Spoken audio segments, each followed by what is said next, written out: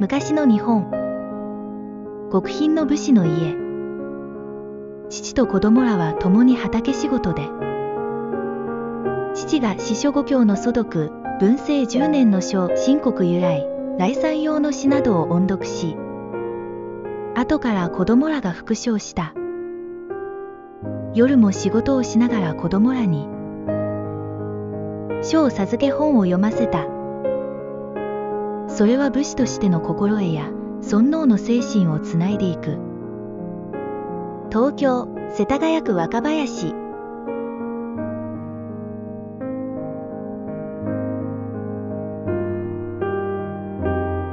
松陰神社。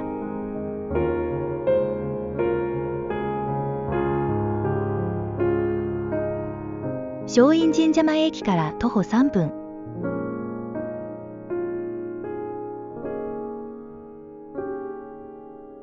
吉田松陰が松下村塾で教鞭を取ったのはほんの2年。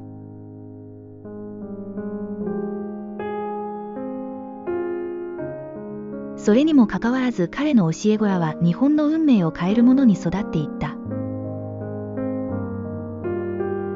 特に高杉晋作がイギリスとの和平交渉の場で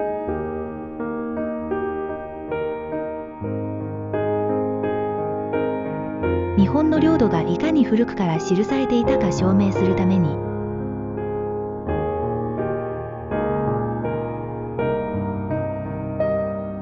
日本最古の書物「古事記」をとうとうと朗読し続けたという話は松下村塾の塾生らしさが発現している。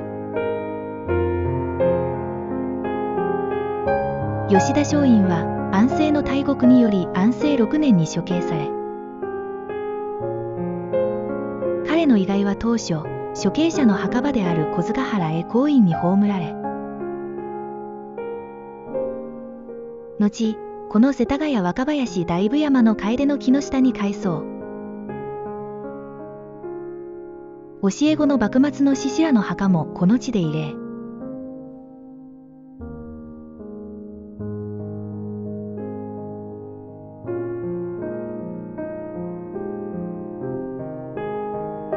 創建時に伊藤博文、山形有朋、井上馨、乃木マレスケらによって造営された社殿は現在本殿の内陣となっている。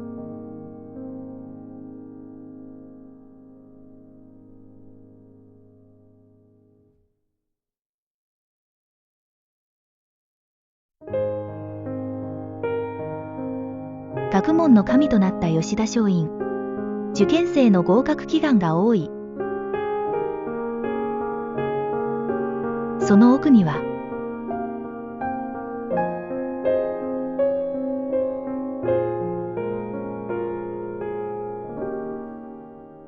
吉田松陰が開いた松下村塾を再現した家屋。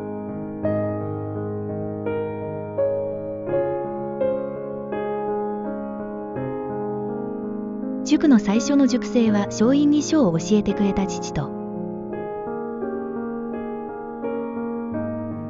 共に父から教わった兄だった。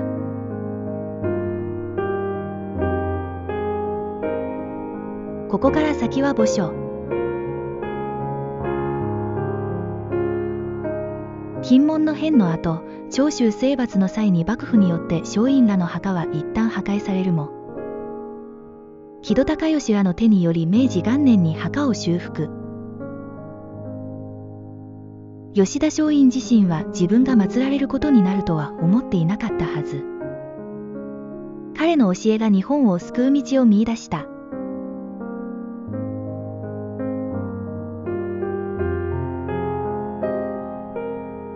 松陰に酷似していたと伝わる弟杉俊三郎の肖像。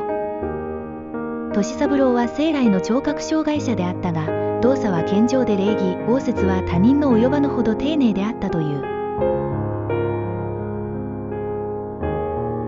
兄松陰は俊三郎のことを何かと心配し、嘉永3年、九州遊歴で熊本へ行った際、難病の治療に特効があるとの信仰を集めていた加藤清正を祀る上智病墓所を詣でた。嘉永6年には歳三郎に読ませたいと松陰が江戸で絵本を購入して実家に送っている。嘉永7年頃には歳三郎も字が書けるようになったことを松陰が書状で知り喜んだ。歳三郎は高杉晋作からは剣術も学び、後騎兵隊に志願もしている。安政5年5月24日、松陰が江戸に送られることとなり、家族と最後の別れをした際には、歳三郎は松陰から手をかけられて一言助言を与えられ涙した。10月27日、吉田松陰は処刑された。そして明治維新を迎え、その後、杉歳三郎は兄杉梅太郎、及びその子の世話になり、裁縫、掃除をこなし、老を敬い、幼を慈しむ優しさを見せ母の世話をよくしていたが、明治9年、32歳の若さで急死した。